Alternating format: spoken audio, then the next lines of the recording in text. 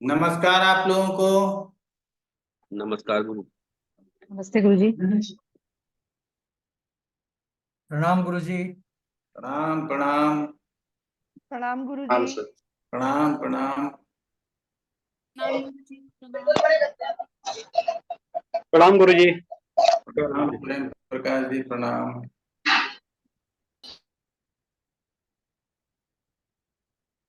प्रणाम गुरुजी। प्रणाम अनेजा। गुरुजी प्रणाम। निर्मला नमस्कार। सर नमस्ते। नरेश जी नमस्ते नमस्ते। प्रणाम नमस्ते गुरुजी। गुरुजी। जी नीलम जी नमस्कार। चलिए अभिनव जौहरी जी बताइए क्या प्रश्न मन में लेकर के आए हैं। प्रणाम गुरुजी। प्रणाम। गुरुजी वो मैंने पिछली बार आपसे रिक्वेस्ट की थी, वो उसके लिए, वो कुंडली लगाने के लिए, अच्छा। वो 12 के मेथड से बताने के लिए। ठीक। रुकिए 2 मिनट रुकिए मैं थोड़ा सा ये मेरा जो है ना ब्लूटूथ जुड़ा नहीं है मैं इसको जोड़ता हूँ।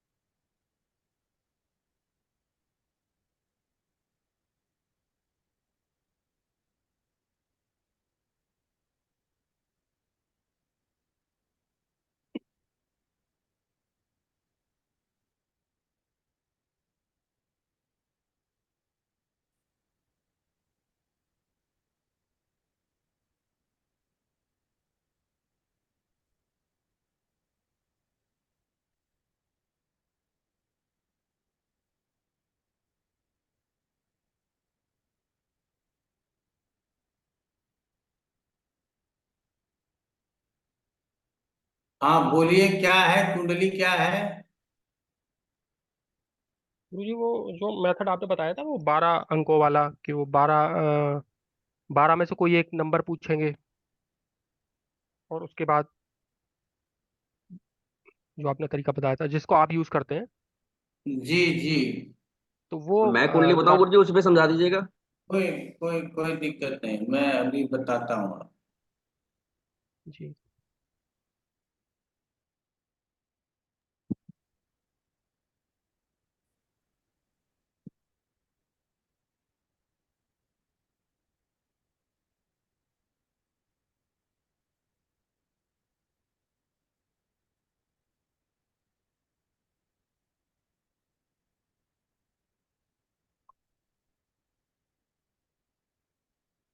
आजकल हमारा ना ये थोड़ा प्रॉब्लम दे रहा है माइक। ठीक है ना।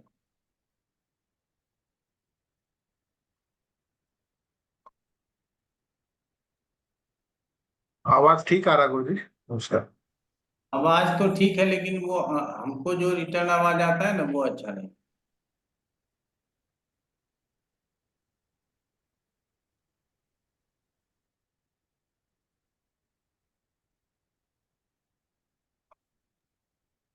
विश्वजीत जी ने नजर लगा दिया गुरुजी।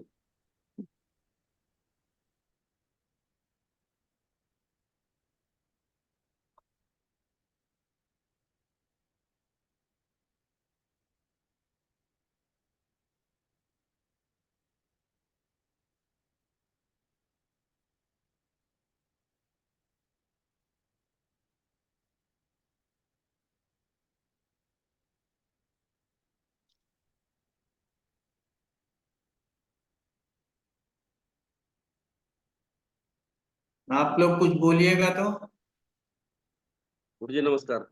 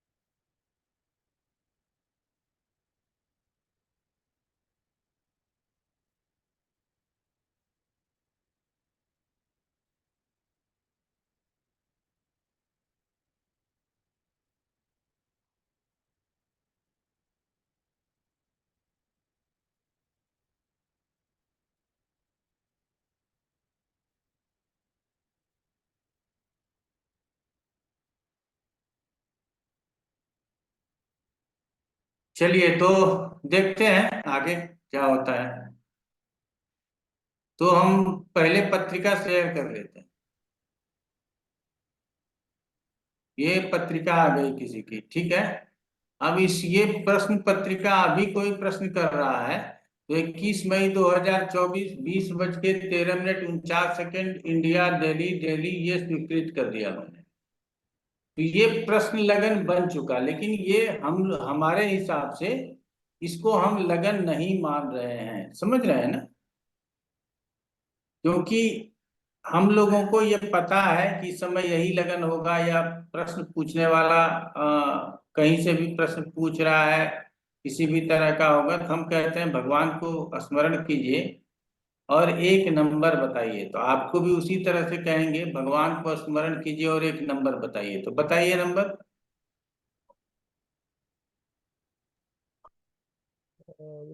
15 से 7 नंबर। 15 बता ही नहीं सकते ना आप अभिनव जौहरी जी। 1 से 12 के अंतर नहीं, नहीं। नंबर सर वो नंबर आपने बताओ। 12 से भाग देने वाला एक बताया था ना, तो 4 आ, तो 3 आ वो जाए। ओम प्रकाश जी का फॉर्मूला है, वो लगाते हैं, हम नहीं लगाते। हमारे लिए 1 से 12 तक में नंबर बताइए, हम बताते हैं आप। गुरुजी 7। 7। तो 7 नंबर को हमने लग्न बना दिया। ये हमारा वर्ष पत्रिका का लग्न हो गया। अब लग्न की डिग्री कितनी है यहाँ देख लीजिए, ये कितना है, 21 डिग्री 42 मिनट। किस राशि का लगन है?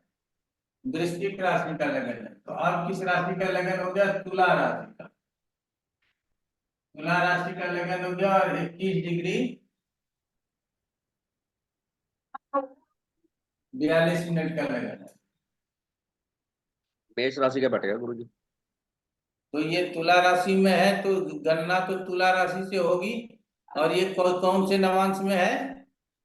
7वें। 7वें में नहीं होगा, ठीक से चेक कीजिए। 7वें में ही है गुरु जी। 7वें में है। 20 तक 6 हो गया। 20 तक 6 हो गया, ठीक है। तो 7वें नवांश में है, तो तुला से गणना शुरू करेंगे। तो तुला, वृश्चिक, धनु, मकर, कुंभ, मीन, मेष। तो नवांश D9 चार्ट जो बनेगा वो मेष राशि का बनेगा। बस ये D9 क्लियर करना है, अभी आपको सब बता देते हैं। ये मेष राशि का बन गया।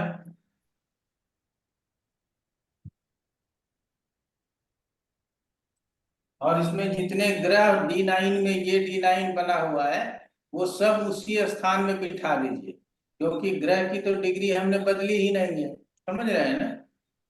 तो ग्रह उसी स्थान में बैठ जाएगा। अर्थात मेष राशि में कोई नहीं है, वृष राशि में शनि है, तो शनि यहीं बैठा दीजिए। मिथुन में कोई नहीं, कर्क में केतु है, तो केतु को यहाँ बिठा दीजिए। सिंह में बुध है, तो बुध को यहाँ बिठा दीजिए। फिर 10 नंबर में जाकर के मंगल, शुक्र और राहु है। फिर 10 नंबर में मंगल, शुक्र और राहु लिख दीजिए। फिर 11 नंबर में चंद्रमा और गुरु है, चंद्रमा और गुरु लिख दीजिए। और 12 नंबर में कौन है? सूर्य है, तो सूर्य लिख दीजिए। ये D9 बन गया आपका। D1 आपके सामने दिखाई दे रहा है, ये D1 चार्ट। अगर आपको D9 का प्रयोग करना है तो ये लग्न हम इसी डिग्री से निकाल लेंगे जो उस समय डिग्री हो रहा है। हम इसी सिद्धांत को मानते हैं। अभिनव जौहरी जी समझ में आया? ये किनका प्रश्न था? वो हाँ ना में जवाब दें। जी गुरुजी आया। ठीक है ना। अब ओम प्रकाश जी आप लोगों को कभी बता देंगे, फिर कभी पर्सनली टेलीफोन कर लीजिएगा, वो अपना नियम बता देंगे। क्लास में बताए हैं, फिर बता देंगे। हम चूंकि अपने नियम को बहुत दिनों से कायम रखे हुए हैं, तो हम उस तरह का जिसका जिस पे प्रैक्टिस है वो उसी को करें। हम अपने जगह पे अपना जो नियम है उसी पे प्रैक्टिस करते हैं, ठीक है ना। इसीलिए हम ओम प्रकाश जी के बातों को काटते नहीं है। आप उस तरह से भी प्रैक्टिस कर सकते हैं, लेकिन हमारा एक नंबर पूछ लेने के बाद अन्यत्र और कोई प्लस माइनस करने का इच्छा नहीं होता, इसीलिए हम उसी से अपना रिजल्ट ले लेते हैं, ठीक है। जी जी। तो अभी प्रश्न लग्न क्या बन गया, तुला लग्न बन गया, ठीक है ना। लग्नेश कहाँ चला गया, 8वें में चला गया, ठीक है ना। तो ये लग्नेश 8वें में चला गया, लेकिन लग्न में कौन आ गया, चंद्रमा आ गया। तो क्या प्रश्न का जवाब हो सकता है, अगर कोई मन में प्रश्न आएगा कि हमारा काम बनेगा कि नहीं बनेगा, तो आप लोग क्या बताइएगा। पॉजिटिव असर बन जाएगा। शिशुदेन राशि गुरुजी बन जाएगा, काम चंद्रमा बैठा है। और कोई बोलना चाहेंगे, जो जो बोलना चाहते हैं बोल दीजिए।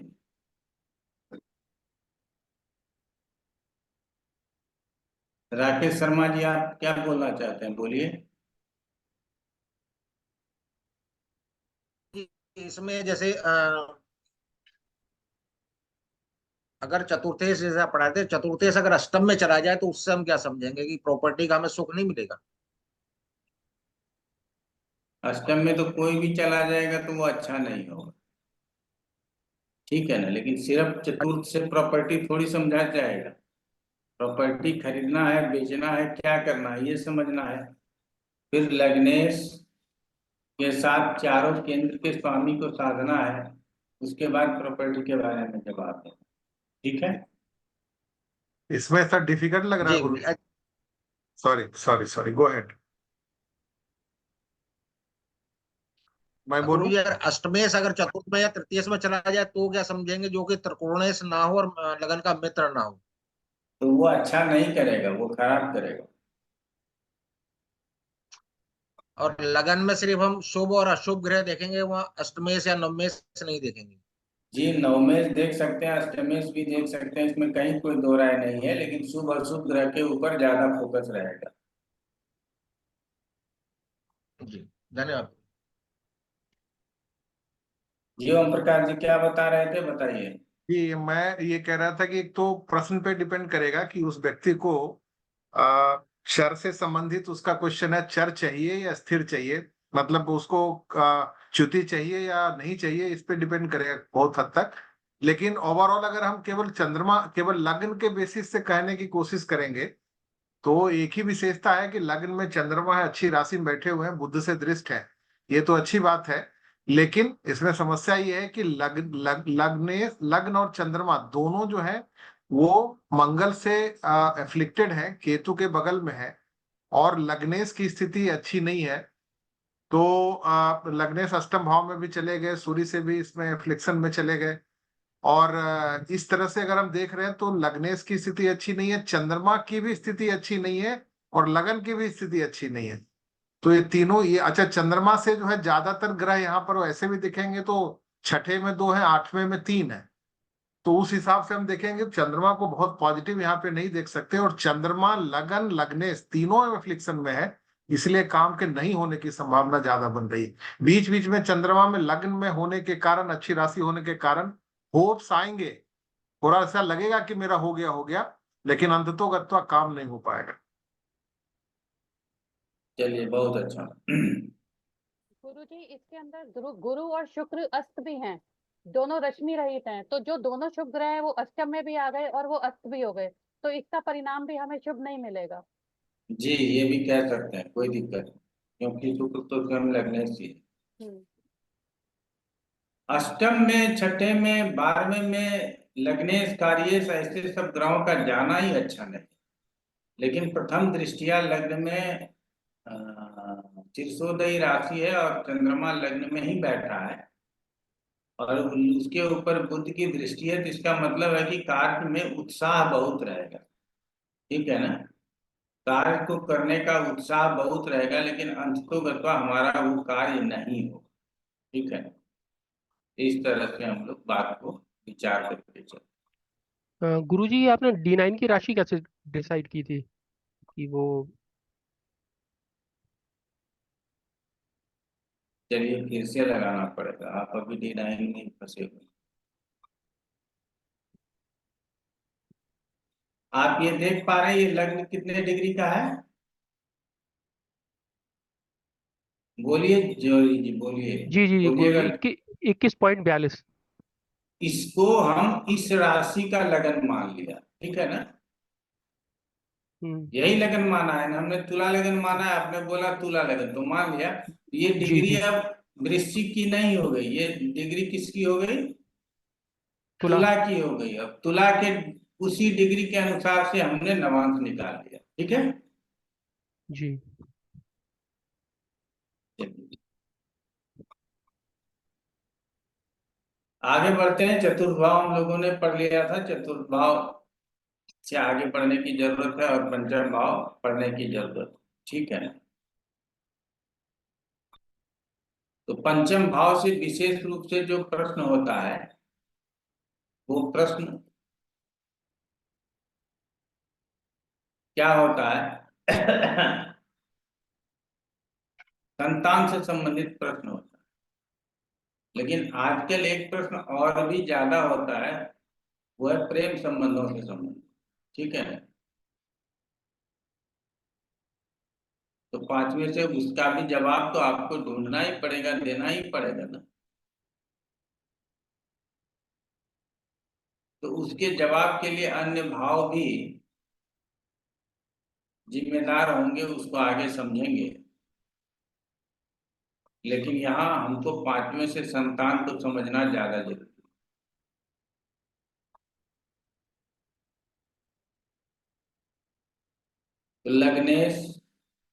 तो लग्नेश ही होगा और कार्येश के रूप में पंचम को लिया जाए। लग्नेश और कार्येश का संबंध हो, जितना बातें पीछे पढ़ाया गया है, चर राशि का हो, स्थिर राशि का हो, यहाँ जो भी राशि समझना है, तो संतान होगा या नहीं होगा में क्या राशि लेंगे आप?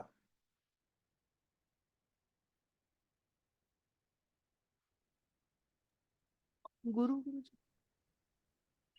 बताइए भाटिया जी, बताइए। गुरु लेंगे गुरुजी। ना ना, राशि कौन सी होनी चाहिए?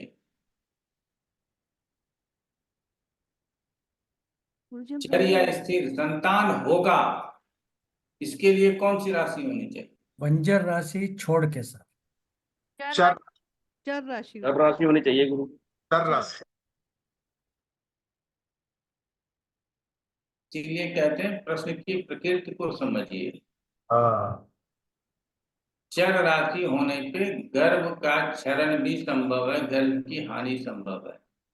इसीलिए यहाँ प्रश्न में स्थिर राशि होना चाहिए। ये क्लियर हो गया आप लोगों को? मतलब छोटा छोटा चीज है, क्योंकि गर्भ स्थिर होगा तभी तो संतान पैदा होगा ना। इसीलिए लग्न में स्थिर राशि होना ये ज्यादा जरूरी है। ये हम लोगों ने समझ लिया। शीर्षोदय होना चाहिए ही चाहिए, शुभ ग्रहों का प्रभाव चाहिए ही चाहिए, लग्नेश पंचमेश का साथ या इत्तिसाल चाहिए ही चाहिए, ठीक है ना? चंद्रमा एकादश में चाहिए ही चाहिए। ये सब जितना अच्छा होता रहेगा उतना संतान होने की संभावना हमारे जीवन में अच्छा बना रहे। तो कुछ पॉइंट्स हैं जिसको लिख लीजिए।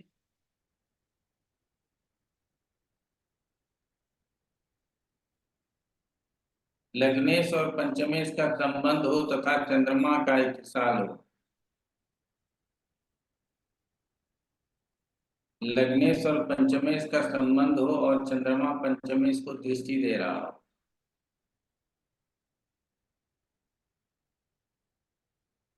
लग्नेश और पंचमेश का संबंध हो, पंचम या केंद्र एवं लाभ स्थान में हो। पंचम में हो या केंद्र एवं लाभ स्थान में।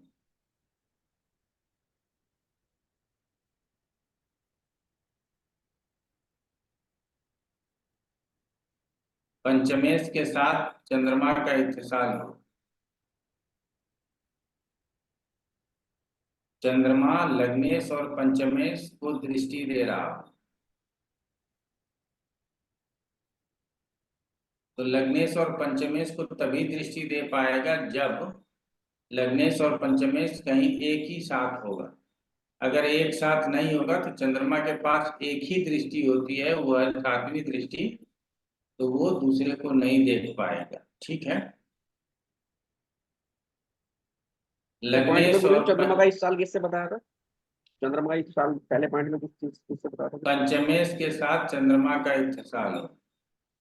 वेरी फर्स्ट बताया लग्नेश एंड पांच फिफ्थ लॉर्ड का संबंध चंद्रमा का इस साल हो बताया था ना, तो किसी से भी इस साल होगा इन दोनों का। लग्नेश और पंचमेश का संबंध, हाँ, लग्नेश लग्न के साथ हो या पंचम के साथ इत्तिसाल हो कर ले, कोई दिक्कत नहीं। ठीक है। चंद्रमा लग्नेश या पंचमेश को दृष्टि दे रहा हो।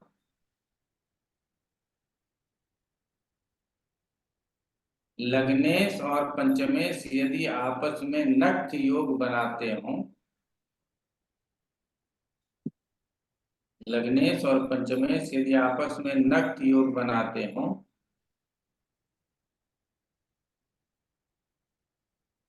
तो यहाँ संतान में देरी की बात कहनी चाहिए।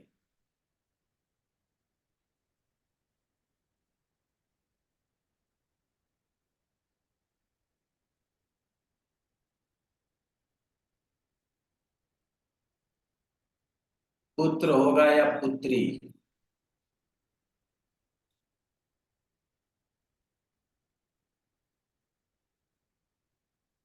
लिखिए। लग्न में पुरुष राशि हो,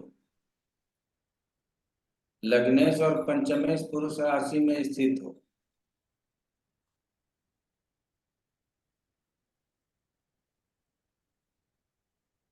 एक बार और रिपीट करिए सर। लग्न में पुरुष राशि, लग्नेश और पंचमेश पुरुष राशि में स्थित हो। क्या बोला सर आपने? लग्नेश में लग्नेश और पंचमेश पुरुष राशि में स्थित हो।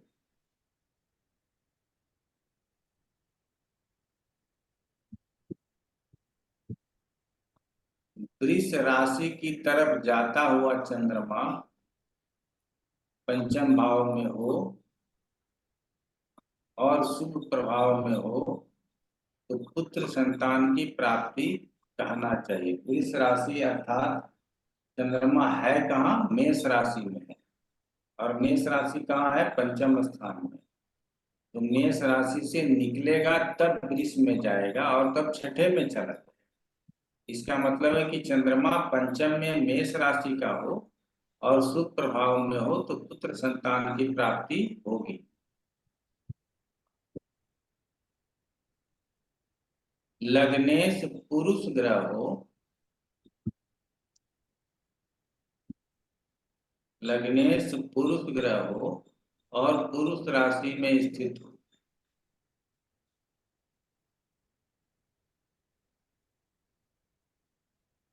विषम भाव में शनि हो, और इसको देख लीजिएगा, ये बहुत कॉमन सा रूल है, बहुत आसानी से लग जाए।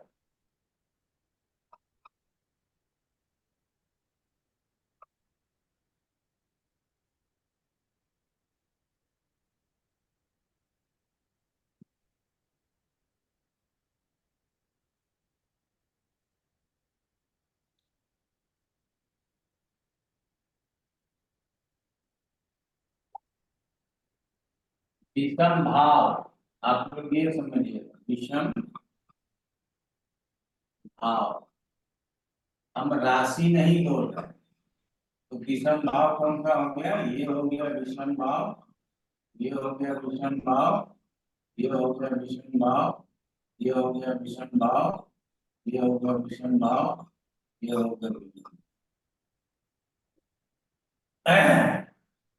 बाकी क्या हो जाएगा? समभाव, 2, 4, 6, 8, 10, 12, ये समभाव। यदि प्रश्न करते समय शनि विषम भाव में हो तो पुत्र की प्राप्ति हो गई, और यदि शनि सम भाव में हो तो पुत्री की प्राप्ति। विषम राशि का लग्न, विषम में पुत्र, विषम भाव में शनि हो तो पुत्र, और सम भाव में शनि हो तो पुत्री। विषम राशि का लग्न हो और अन्य वर्गों के लग्न में भी विषम राशि हो,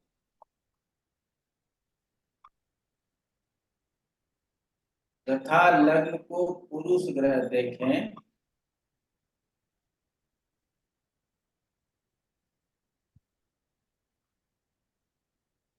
तो पुत्र की प्राप्ति कहना चाहिए।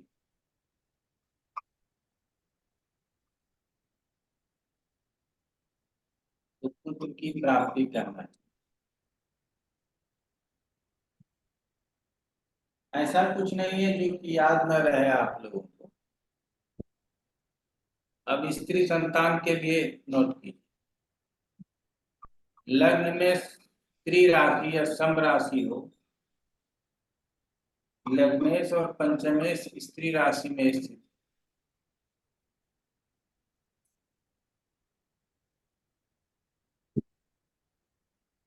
लग्न और पंचम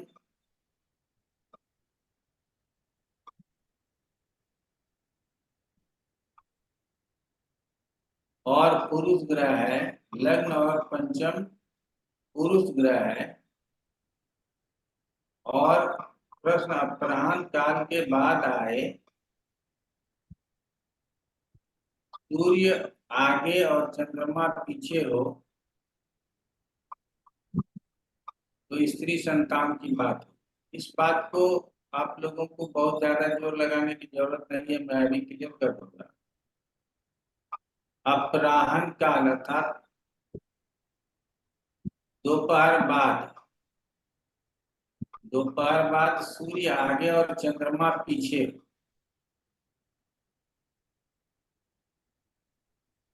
चंद्रमा दो तरह का होगा,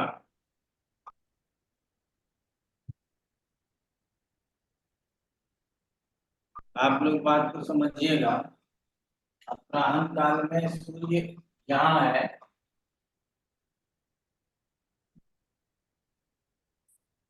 और चंद्रमा यहाँ है। इसका मतलब क्या है कि चंद्रमा पीछे तब होगा जब कृष्ण पक्ष होगा। कृष्ण पक्ष यहाँ से शुरू हो, यहाँ एक पूर्णिमा है, पूर्णिमा के बाद कृष्ण पक्ष शुरू हो जाएगा, इधर आएगा तो कृष्ण पक्ष आएगा। तो यहाँ होगा तो भी सूर्य से पीछे है, यहाँ होगा तो भी सूर्य से पीछे है, यहाँ होगा तो भी सूर्य से पीछे है, यहाँ है तो भी सूर्य से पीछे है, यहाँ है तो भी सूर्य से पीछे है। ये प्रश्न जो है कृष्ण पक्ष में किया गया प्रश्न होगा, तभी चंद्रमा पीछे होगा। अब शुक्ल पक्ष यहाँ सूर्य और चंद्रमा हो गया, तो अमावस्या यहाँ हो गया, तो शुक्ल पक्ष यहाँ हो गया, शुक्ल पक्ष यहाँ हो गया, शुक्ल पक्ष यहाँ हो गया, शुक्ल पक्ष यहाँ हो गया, शुक्ल पक्ष ये पूर्णिमा ये कृष्ण पक्ष ये पक्ष ये पक्ष। आप लोगों ने, हमको उम्मीद है कि समझ लिया होगा। तो सूर्य यहाँ है अपराह्न काल में सूर्य, अब अपराह्न काल के बाद दिन में कभी रात्रि में कभी, और चंद्रमा यहाँ है, चंद्रमा यहाँ है, चंद्रमा यहाँ है। तो ऐसी स्थिति में स्त्री संतान होने की संभावना होती है। इसलिए 2-3 दिन कृष्ण पक्ष निकलने के बाद, 2 दिन क्यों, क्योंकि वो कम से कम अमावस्या वाले भाव से पूर्णिमा वाले भाव से बाहर हो जाए, अमावस की ओर अग्रसर हो, चलना प्रारंभ कर। अब लग्न और पंचम पुरुष ग्रह है और प्रश्न अपराह्न काल के बाद आए और सूर्य आगे और चंद्रमा पीछे हो जाए, तो यहाँ स्त्री संतान की बात करनी चाहिए। इतना बड़ा झमेला नहीं याद रहेगा तो छोड़ दीजिएगा। गुरुजी अपराह्न काल कोई लिमिट है क्या कि भाई कितने जैसे 4 बजे से अपराह्न काल 12 बजे के बाद जो भी काल है वो अपराह्न काल है। वो शाम 5-6 बजे तक, सूर्यास्त तक तो अपराह्न काल ही कहेंगे। अब सूर्यास्त के बाद इसको माना जाएगा कि नहीं माना जाएगा, ये भी समझने वाली बात। क्योंकि तो गुरुजी आपने सूर्या आपने जो एग्जाम्पल बताया था वो दशम में बिठाया, तो फिर वो तो काफी रात हो गई ना उसमें तो फिर। वो तो 12 बज जाएगा रात, चतुर्थ में बिठाएंगे तो 12 रात बज जाएगा। हाँ वही ना गुरुजी। अपराह्न काल के लिए हमको आपको समझाने के लिए बताया था हाँ कि नहीं वो। चंद्रमा पीछे कैसे होगा और वो कौन सा पक्ष होगा, ये समझाना था इसीलिए। जी बाकी गुरुजी। अपराह्न काल आप लोग 12 बजे के बाद से सूर्यास्त तक मान सकते हैं। जी गुरुजी। सम भाव में शनि स्थित हो तो स्त्री रत्न की प्राप्ति होगी। लग्न में सम राशि हो, अन्य वर्गों के भी लग्न में सम राशि हो, लग्नेश शुक्र और चंद्र जैसे स्त्री ग्रह के प्रभाव में हो तो स्त्री संतान की प्राप्ति होगी। यदि सम राशि लग्न में हो और अधिकांश ग्रह सम राशि में हो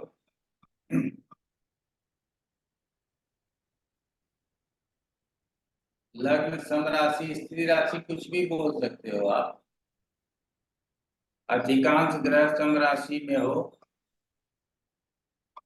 लग्न पर शुक्र और चंद्रमा का प्रभाव हो एवं बुध की भी दृष्टि हो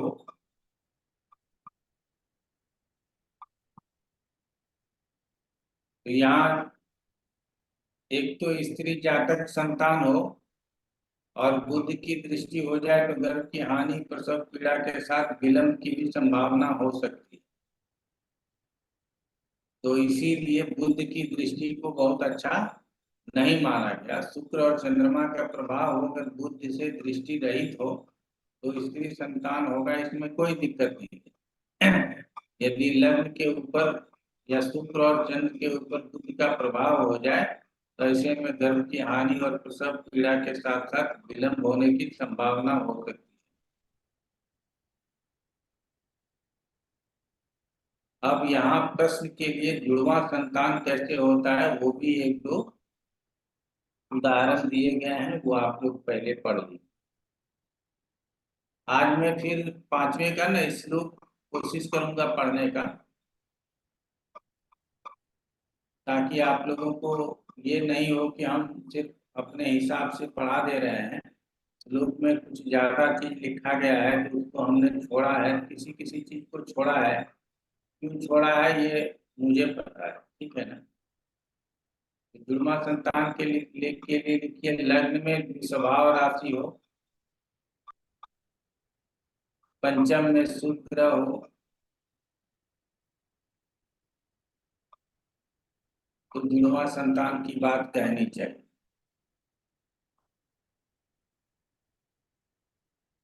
यदि बुध पंचम में स्थित हो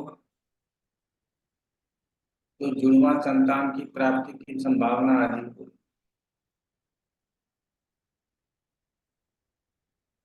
अलग अलग भावों में दो दो ग्रह का जोड़ा स्थित हो, अलग अलग भावों में दो दो ग्रहों का जोड़ा स्थित हो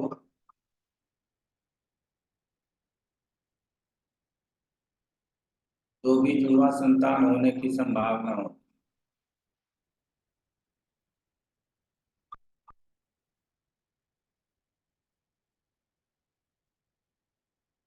लग्न सम राशि में हो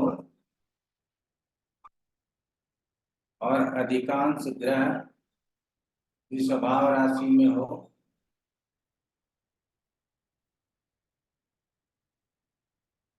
तो जुड़वा संतान होने की बात।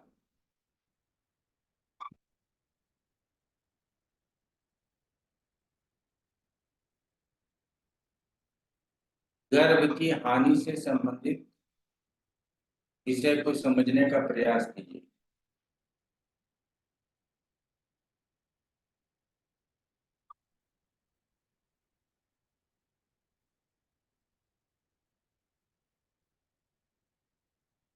सबसे पहले यही है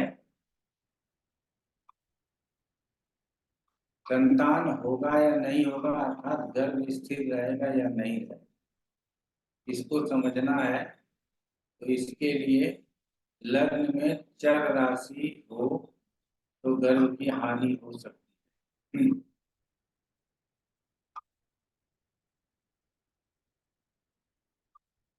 दूसरा लिखिए, लग्न में चर राशि स्थित हो और लग्न पर अशुभ ग्रहों का प्रभाव हो तथा चंद्रमा 6, 8, 12 में अशुभ प्रभाव में हो तो गर्भ की हानि कहना चाहिए।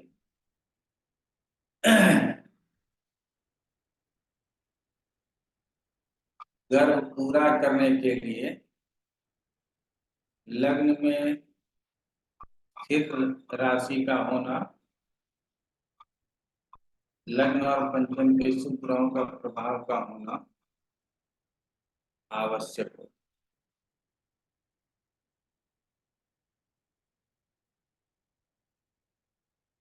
तो हमको लगता है कि ये आप लोगों ने चूंकि ये पढ़ा हुआ है, इसीलिए आप लोगों को समझने में ज्यादा दिक्कत नहीं हुआ होगा।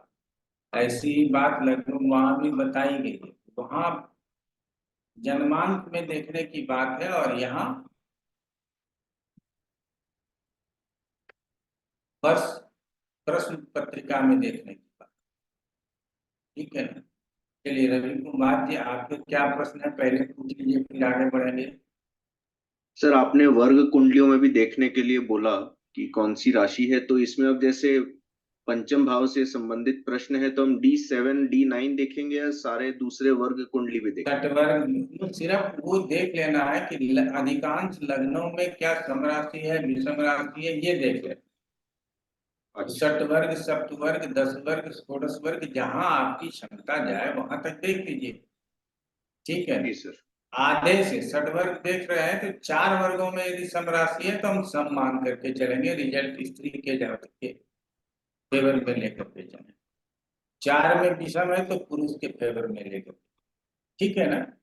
और हमने कहा कि हम जो पढ़ते हैं वैसा ही आंसर हमको दिखाई, वैसा ही उदाहरण दिखाई नहीं देता। इसीलिए विद्वजनों को, जो बुद्ध जन है, विद्वान है, दैवज्ञ है, ज्योतिष है, उनको अपने विवेक के अनुसार वहां फल कहने का स्वतंत्रता प्राप्त। ठीक है जी सर। जी, अनुराधा भाटिया जी बताइए। गुरुजी, मुझे ये पॉइंट नहीं समझ में आया, जो वृष राशि की तरफ जाता चंद्रमा। वो सीधा सीधा ये बता रहा है कि पंचम में चंद्रमा हो। अच्छा, चंद्रमा समझ पंचम में रहे होना हैं? और वो भी मेष राशि का। वृष राशि का जाता हुआ का मतलब मेष का हो, ये नहीं कि कुंभ का हो। बात समझिएगा। तुला का हो ये नहीं कह रहा, वो ये कहना चाह रहा है कि मेष राशि का चंद्रमा हो और वो पंचम में बैठा हो, और तभी जो है हम कह सकते हैं कि पुरुष संतान होगा। जब मेष राशि का चंद्रमा होगा तो लग्न में कौन सी राशि? 9वीं राशि हो। समझ रहे हैं? जी। तो ये सब आपको अपने हिसाब से समझने की जरूरत है। उसको द्विपद और चतुष्पद दोनों कहते हैं। ठीक है ना?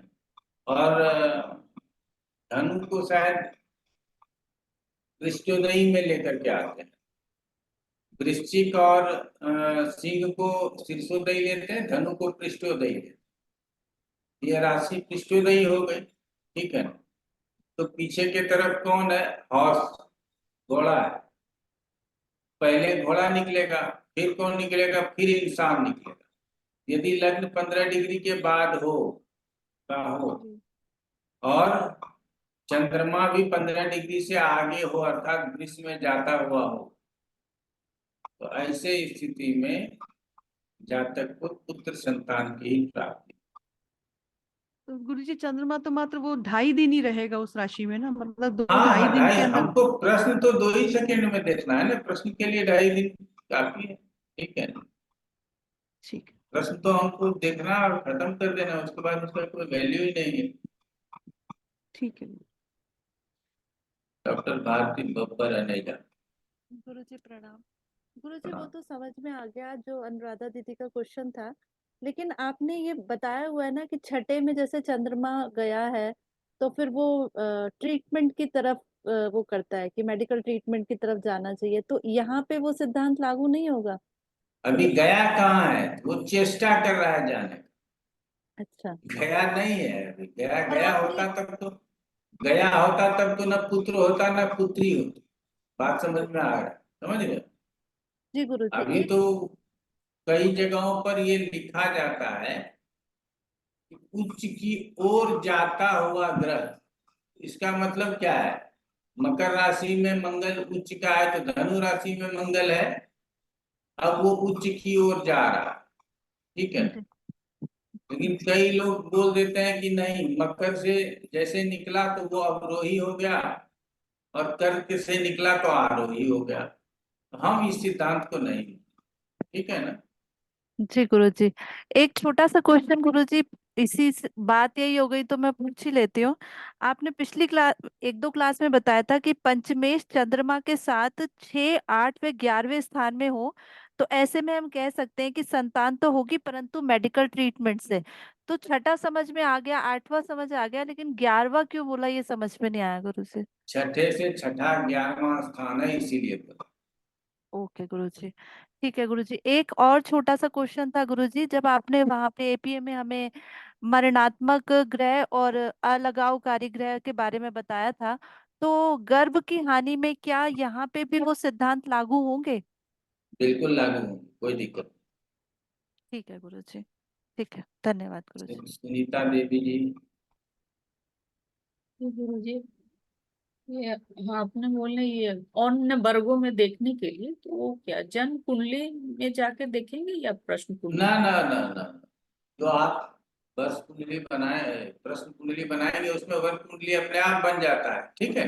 जी जी। तो उसमें जा सकते हैं। बाकी कुछ बातें ऐसी हैं, अगर वो याद ना रहे तो भी चल जाएगा काम, ऐसा नहीं है कि नहीं चलेगा। हमने कहा कि भारत के 1000 में से एक ज्योतिष बनने के लिए जितना प्रश्न का नॉलेज होना चाहिए उतना प्रश्न का नॉलेज आप लोगों को दे चुके हैं। अब तो लाख में एक बनाने के लिए नॉलेज लिया जाए, ठीक है। तो ये समझिएगा। बाकी अगर दो एक चीजें कोई कठिन है और हम उसको नहीं सॉल्व कर पा रहे हैं तो अलग चीज है, उसको छोड़ देना ज्यादा बेहतर है कि हम उसको जबरदस्ती खींच के ले जाएं, हमको याद भी न रहे, हम उसको इम्प्लीमेंट नहीं कर पाए। उससे बेहतर है कि उसको छोड़ दें, ठीक है। ठीक ठीक। चलिए, यहाँ तक तो हो गया कि हमने 5वें का इतना ही हम मतलब पंचम से रखते हैं। लेकिन पंचम के लिए ना नीलकंठी में कुछ ज्यादा श्लोक लिख दिया है। कुछ श्लोकों को पढ़ करके और उसके अर्थों को समझते हैं। जो हमारा भी जो ये संक्षिप्त विवरण था वो उसी से निकाला गया है, लेकिन फिर भी आप लोगों के लिए आज 10-15 मिनट का समय लेते हैं और उसको पढ़ने का प्रयास करते लव अफेयर का गुरुजी? हैं। हाँ, लव अफेयर का बाद में सोचेंगे, अभी नहीं, समझ गए ना? जी ये सबसे अच्छा है, समझ गए? क्या बोला जाए, अपना लव ही सिद्धांत, अपना ही सिद्धांत और प्रकार भी बनाना पड़ेगा, ठीक है ना। इसमें न स्त्री प्राप्ति के लिए बोला गया है, लव के लिए नहीं बोला गया, फेयर के लिए नहीं बोला गया, समझ गए ना।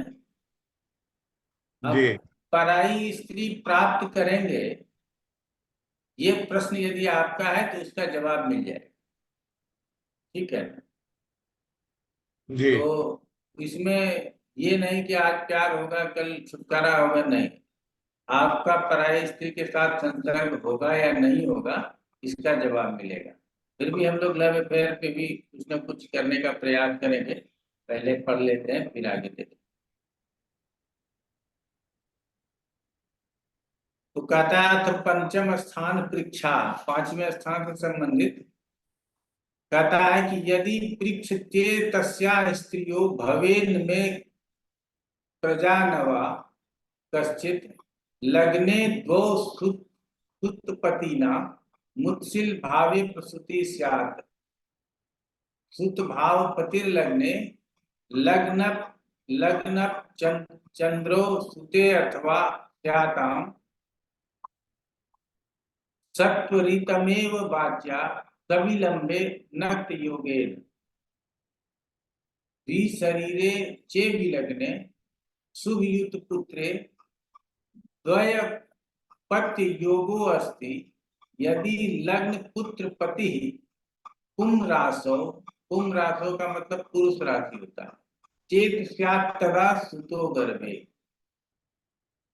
इसका मतलब बताया जाता है कि यदि परीक्षक पूछे कि हमारी स्त्री को संतान होगा या नहीं, तो यदि लग्न का स्वामी और चंद्रमा इन दोनों का पंचम भावेश के साथ इत्तिसाल हो तो संतति अवश्य होनी चाहिए, ये कहना चाहिए। तो पहले हमने आपको सिर्फ इसी बात से नहीं मान जाए, हमने जितने भी पढ़े हैं लग्न में शिक्षोदयी होना चाहिए, लग्नेश पंचमेश में संबंध होना चाहिए, ये सारा बात यहाँ अप्लाई कर देंगे। सिर्फ यही नहीं अप्लाई होगा कि लग्न स्वामी और चंद्रमा इन दोनों का पंचमेश के साथ इत्तिसाल हो, ये तो है ही, लेकिन और जो विषय मैंने पूर्व में पढ़ाया है उसको भी लागू करें। यदि पंचम भाव का स्वामी लग्न में हो और लग्नेश और चंद्रमा पंचम स्थान में हो तो शीघ्र ही पुत्र उत्पन्न होता है। तो हम लोग पहले पढ़ चुके हैं, यदि नक्त योग हो तो विलंब से पुत्र उत्पन्न होता है। यदि द्विस्वभाव लग्न हो और पंचम स्थान में शुक्र स्थित हो तो दो संतानें होती हैं, अर्थात जुड़वा संतान। यदि लग्नेश और पंचमेश पुरुष राशि में स्थित हो तो गर्भ में पुत्र है, ऐसा कहना चाहिए। मोटा मोटा जो हमने आप लोगों को पढ़ाया यही सब बात पढ़ाया, समझ रहे हैं। फिर भी इसको समझ लेना है, आप लोग बृहद नॉलेज लीजिएगा, सिर्फ हमारे भरोसे नहीं रहना है। इसीलिए बीच बीच में मैंने 4 भाव तक श्लोक नहीं पढ़ा, 5वें में आकर के श्लोक पढ़ना मैंने जरूरी समझा ताकि आप लोग समझो कि हम कितना ले रहे हैं और कितना छोड़ रहे हैं, और आप लोगों को समझाने के लिए अलग अलग बात को ले लेते हैं। 2 संतान होगा अलग ले लिए, स्त्री संतान होगा अलग पढ़ लिए, पुरुष संतान होगा अलग पढ़ लिए, गर्भ की हानि होगी अलग पढ़ लिए, समझ रहे हो। ये आपके सुविधा के लिए मैंने अलग किया। आगे बढ़ लेते हैं। अब कहता है पंचम भाव परीक्षायाम चंद्र वसेन विचार, चंद्रमा के अंतर्गत आने पर क्या विचार होता है।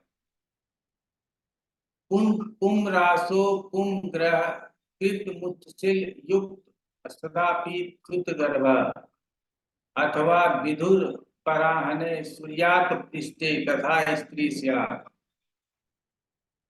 होरा स्वामी पुरुषः कुंभ रासो चेत तथापि सुत वर्गः चंद्र युक्ते छिते गर्भे स्वम युक्ते छिते पिवा।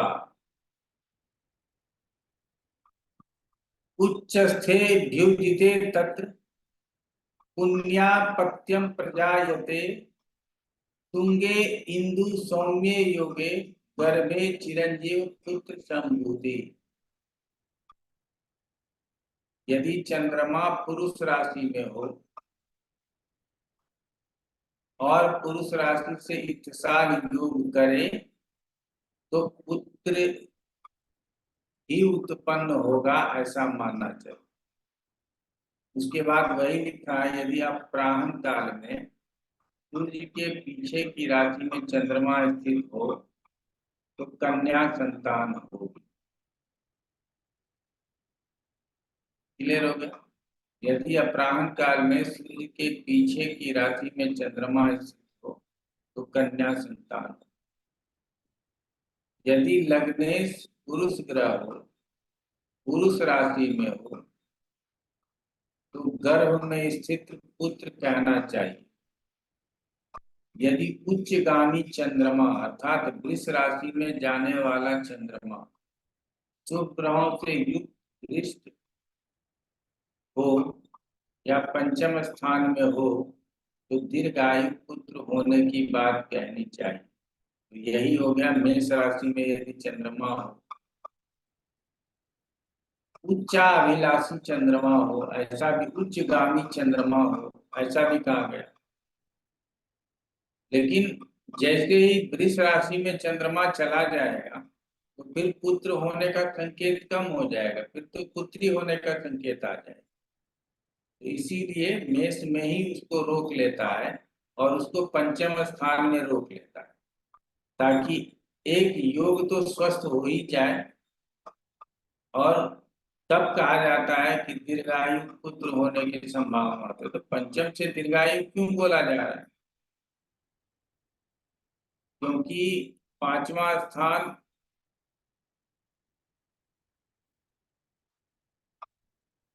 आठवें स्थान से कौन सा स्थान?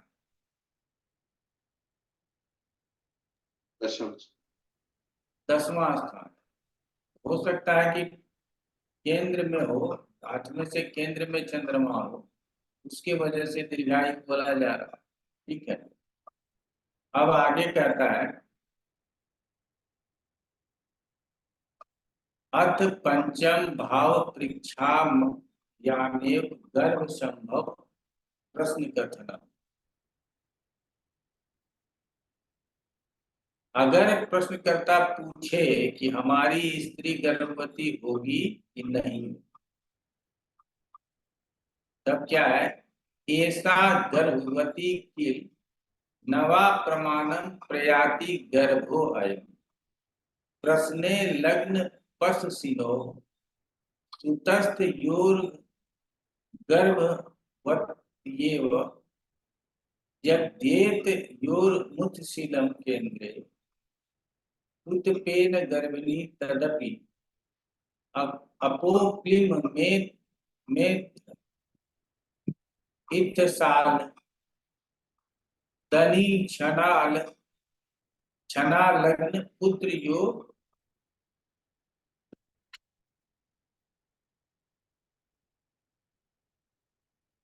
पुत्रियोर नैवम।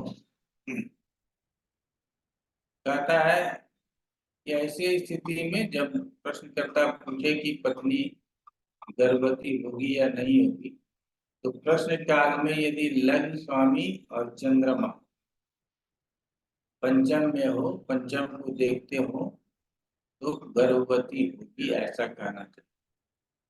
यदि केंद्र स्थान में स्थित पंचमेश के साथ लग्न स्वामी और चंद्रमा का इत्तिसाल योग हो तो भी गर्भिणी होगी ऐसा कहना चाहिए। यदि अपोक्लिम स्थान में अर्थात 3, 6, 9, 11 में इत्तिसाल हो अथवा लग्न स्वामी पुत्र भाव और पुत्र स्वामी लग्न को नहीं देखता हो, गर्भवती नहीं है ऐसा कहना चाहिए।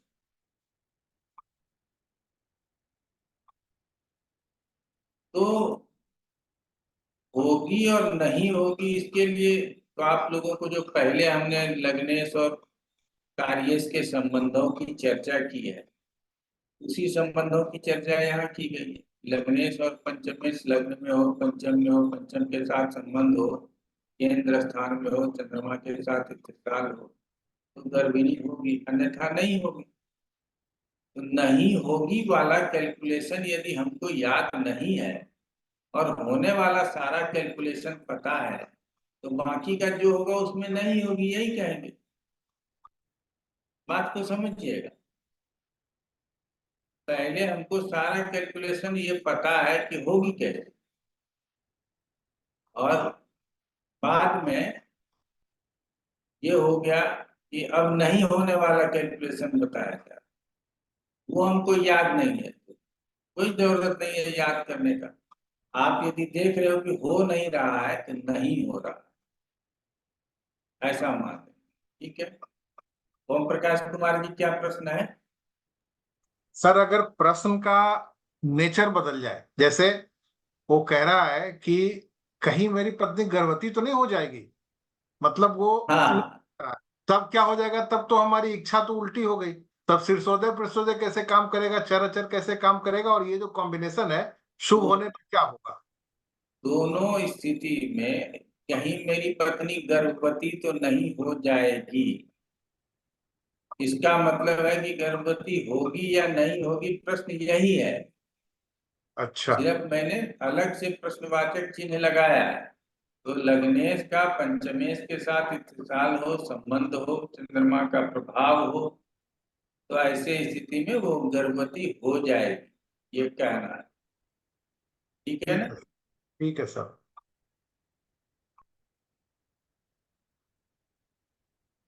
अब बात आ जाता है यहाँ, तो गर्भ होगा या नहीं होगा, इस संबंध में हम लोगों ने सीख लिया। अब गर्भनाश योग कथनम, गर्भ का नाश होगा, कहता है चर लगने क्रूरे दूर मुतशिल भावे विनश्यति ही गर्भ।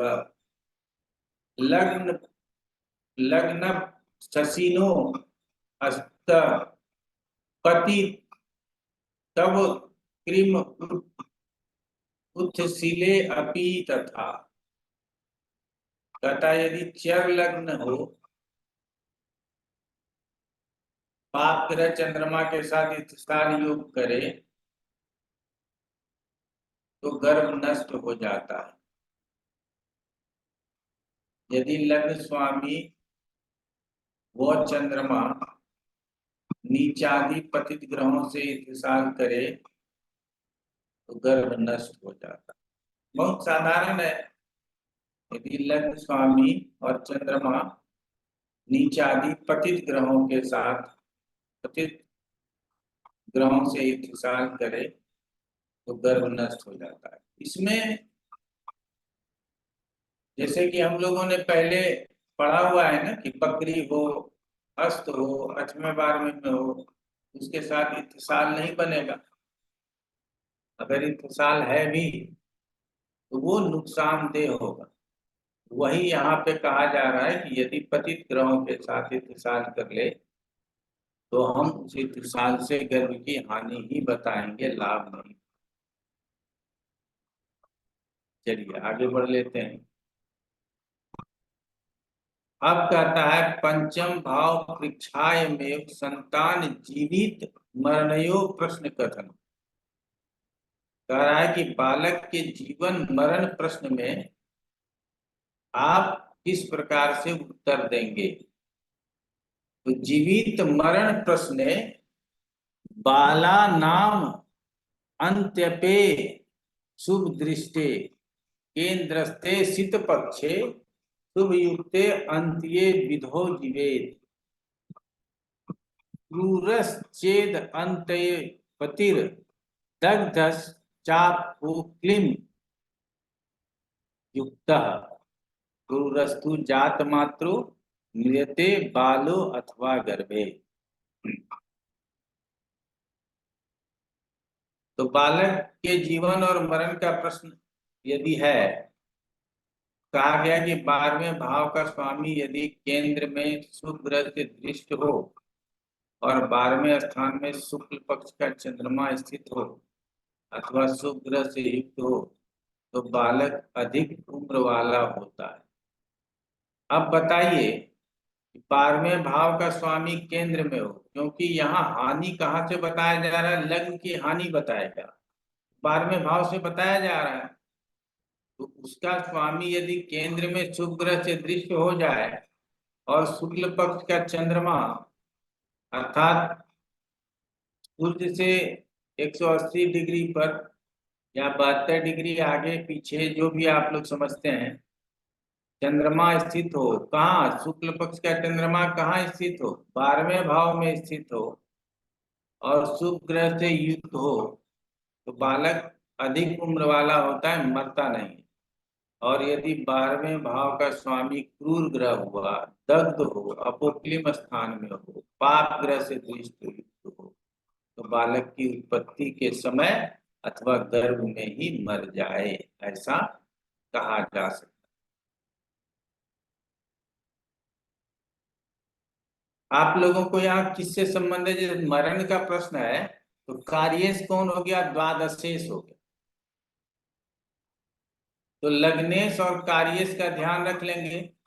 अब इसमें यदि लग्न हमारा सुरक्षित हो, कार्येश द्वादशेश यदि केंद्र में हो, शुभ ग्रहों के प्रभाव में हो, कार्य स्थान में चंद्रमा हो और शुभ ग्रहों से दृष्ट हो और चंद्रमा शुक्ल पक्ष का हो, ऐसे में बालक क्यों मरेगा? गर्भ में नहीं मरेगा, वो जन्म भी लेगा और आगे भी निकलेगा। बाकी कहा गया अपोक्लिम स्थान में द्वादशेश हो, तीसरे, छठे, नौवें, 12वें, अशुभ ग्रहों से दृष्ट हो, लग्नेश और कार्येश दोनों, तो ऐसे स्थिति में गर्भ में पहले हानि हो जाएगी या फिर जैसे जन्म लेगा बच्चा वैसे ही बच्चा मृत हो जाएगा, ये कह देना चाहिए। तो गर्भ में बच्चा, एक ये चीज आप लोगों को विशेष यहाँ समझ में आया। तो आजकल ये चीज पूछा नहीं जाता, क्योंकि आजकल डॉक्टर बता देता है कि भाई बच्चे में हृदय का विकास नहीं हुआ, एबॉर्शन करा लो। 7वें 8वें महीने में भी यदि कोई प्रॉब्लम हो जाता है तो कहता है कि नहीं, बच्चे को बाहर निकालना होगा, बच्चे को जन्म दोगे, बच्चा विकलांग पैदा होता है। और यदि आप कहते हैं कि नहीं हमको जन्म देना ही है, तो डॉक्टर छोड़ देता है, फिर जन्म देते स्पेशल चाइल्ड आपको प्राप्त होता है।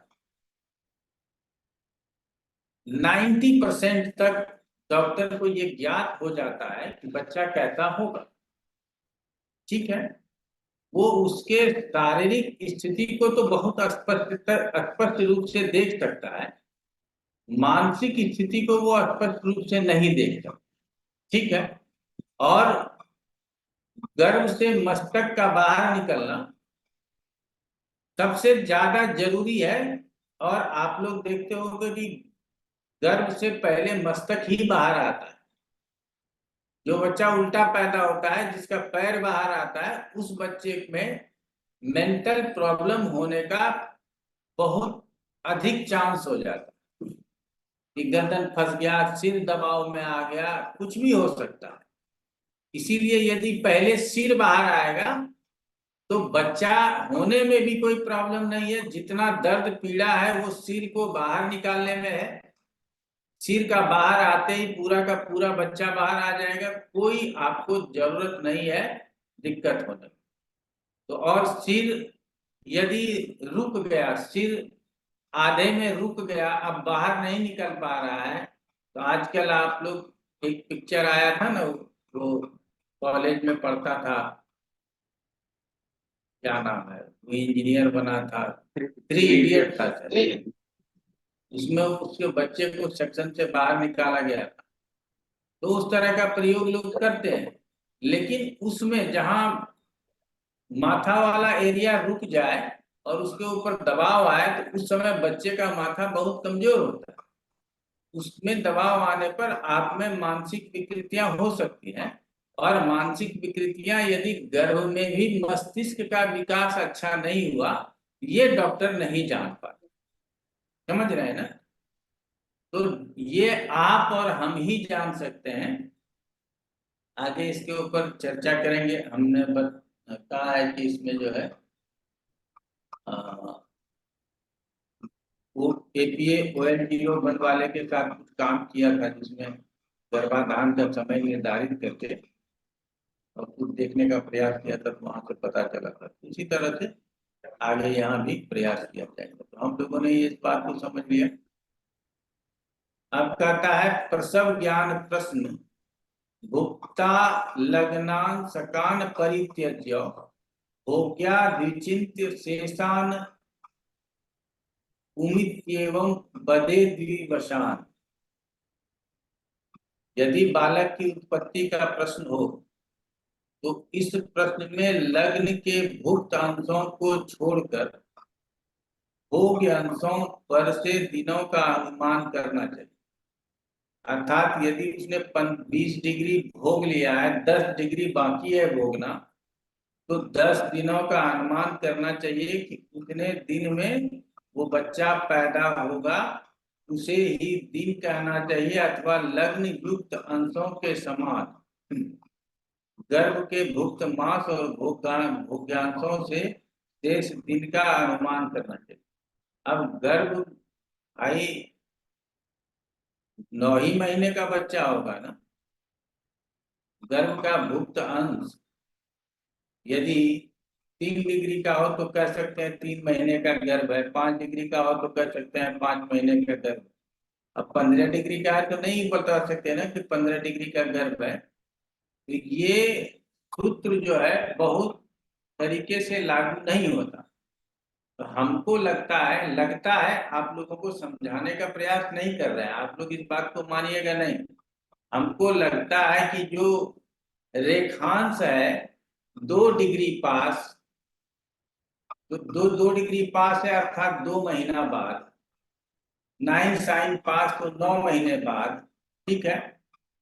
और उसमें बीच में कहीं ना कहीं ये होना चाहिए कि उसको चंद्रमा से आगे देखना चाहिए या पंचम भाव से आगे देखना चाहिए, इसकी भी चर्चा कहीं ना कहीं की गई है, तो उस तरह से किया जाए।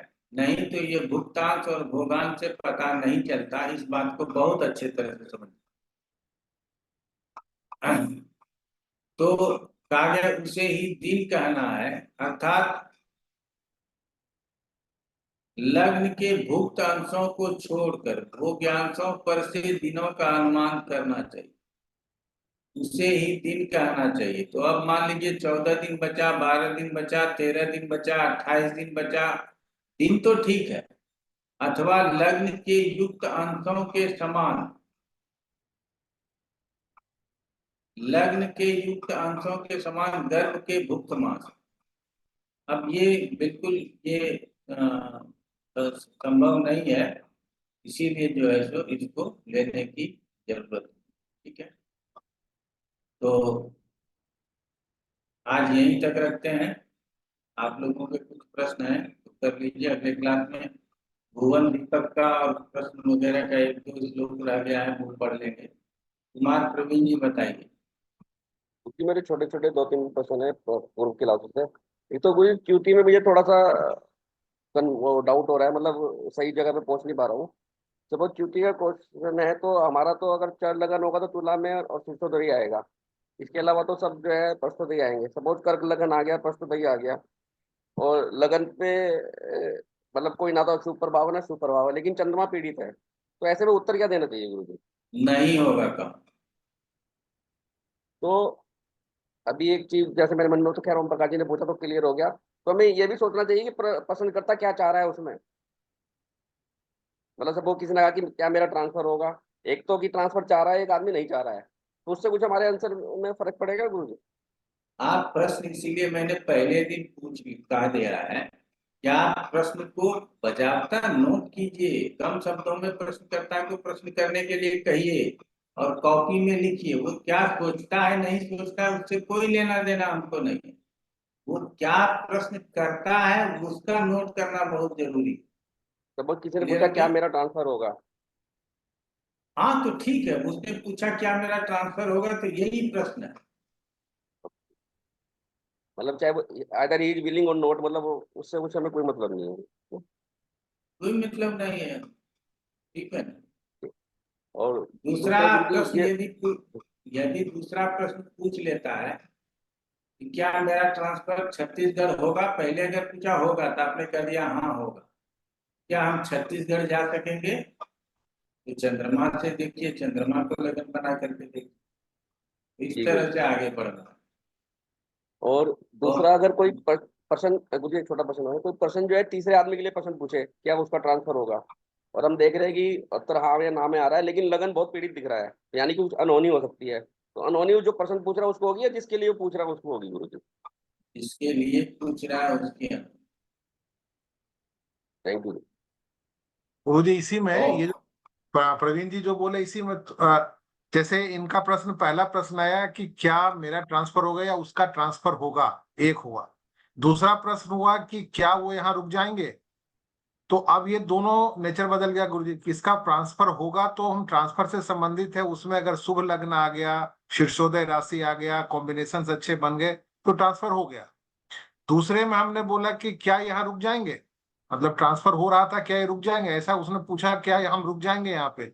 अब हमको वही कॉम्बिनेशन आया, शुभ लग्न आया, सब कुछ जो पृष्ठोदय शीर्षोदय राशि आया, अब वो इस बार रुक जाएंगे, यही होगा ना जी गुरुजी? हाँ, रुक जाएंगे। हाँ, इस बार रुक जाए। उसके और- मन से जो प्रश्न निकला है ना, जी, वही सार्थक। वही सार्थक। एक और प्रश्न था गुरुजी, ये पृष्ठोदय राशि का कहीं कोई यूज नहीं है क्या? हाँ, यूज है ना, तभी तो हमने मना किया ना। तो कर्क लगन में जो प्रश्न आया, उसको पृष्ठोदय राशि होने के कारण मना कर दिया। अच्छा, तो ये मतलब पृष्ठोदय होने के कारण सब नेगेटिव ही मना ही हो जाता है, तो उसका नहीं, पहला कंडीशन निगेटिव हो गया। अब उसके बाद यदि सारे कंडीशंस पॉजिटिव हो गए तो पृष्ठोदय राशि है, उसके बाद एक ही ये निगेटिव रहा, बाकी सारे कंडीशंस पॉजिटिव हो गए कि लग्नेश कार्येश का साथ है, चंद्रमा के साथ इत्तिसाल है, लग्नेश कार्येश का इत्तिसाल है, दोनों को चंद्रमा की दृष्टि है, लग्न के ऊपर प्रभाव है, तो कार्य हो जाएगा। थोड़ी बहुत परेशानी होगी। हाँ ठीक है गुरुजी, लेकिन ये तो समझ गया, जैसे एक हम कोई ऐसा प्रश्न हम समझना चाह रहे हैं जिसमें हम पृष्ठोदय राशि चाह रहे हैं, जैसे किसी ने बोला कि इनकी मृत्यु हो जाएगी, हॉस्पिटलाइज्ड है, और वो पूछ रहा है कि इनकी मृत्यु हो जाएगी, तो अब मृत्यु की बात हो गई। यहाँ पे अगर स्थिर लग्न और पृष्ठोदय राशि आ गया तो इसके पक्ष में हो गया कि नहीं, स्थिति मेंटेन रहेगा, मृत्यु नहीं होगी, ऐसा हम बोलेंगे? या जी, स्थिर, अभी स्थिति मेंटेन होगा, मृत्यु नहीं होगी। अर्थात ये काम हॉस्पिटल आदि के प्रश्न में 10 से 20 दिनों तक लागू रहता है। और ये स्थिर दे, लग्न और दे, शीर्षोदय- दे, दे, देश सॉरी, काल परिस्थिति के अनुसार इसको जवाब देना। अच्छा, स्थिर राशि में शीर्षोदय लग्न आता और यही वाला हॉस्पिटल का ही प्रश्न है, और स्थिर में पृष्ठोदय आता, तो ये दोनों में क्या फर्क हो जाएगा गुरुजी? प्रश्न आने दीजिए ना, फिर बता। जी जी जी, सॉरी, ठीक है। एक दिन अभ्यास करेंगे ही ना, अब अगले क्लास में अभ्यास कर लेंगे, ठीक है ना। संजीना निरुला जी। गुरुजी, कार्येश को जानने में प्रॉब्लम आ रही है। जैसे कोई पूछता है कि मुझे मेरी रकम वापस आ जाएगी कर्ज की, तो इसमें कार्येश हम किसको मानेंगे? षष्ठेश को कार्येश मान। षष्ठेश को। जैसे अभी अभी ट्रांसफर का क्वेश्चन भी जैसे कुमार प्रवीण जी ने अभी पूछा, तो उसमें हम थर्ड हाउस को कार्येश मानेंगे? मान सकते हैं। और गुरुजी, एक अजीब सा क्वेश्चन कल किसी ने पूछा कि मेरी बेटी का समर कैंप अच्छा रहेगा, तो इसके अंदर आप कार्येश कैसे लेंगे? समर कैंप को तीसरे स्थान से ले लो, कोई दिक्कत। ठीक है। और गुरुजी, जो आपने ये उधोमुखी जो दिखवाए थे, ये हमें कब काम आएंगे? ये कभी काम आएंगे भी या नहीं ये भी नहीं पता, लेकिन चूंकि मैंने लिखवा दिया कि आप लोगों का ज्ञान वर्धन हो। और जो आपने सारी वो रश्मि रहित राशियां, चमकीली राशियां लिखवाई वो हैं, सब याद रखना है। ठीक है, ठीक। पता नहीं कब काम आ जाए। कुमार प्रवीण। सर एक रिक्वेस्ट है, नेक्स्ट क्लास में च्युति से संबंधित एक दो प्रैक्टिस करा दीजिए थोड़ा, फिर आगे के लिए थोड़ा सा ठीक हो जाएगा, क्योंकि च्युति पे थोड़ा सा अटक रहा है मामला, तो आगे बढ़ना थोड़ा कठिन हो रहा है। कोई बात नहीं, कोई कठिन नहीं रहेगा, सब आसान हो जाए। ठीक है, थैंक यू। चलिए अगले क्लास में कराते हैं। नमस्कार आप लोग। नमस्कार गुरुजी। नमस्कार गुरु। नमस्ते।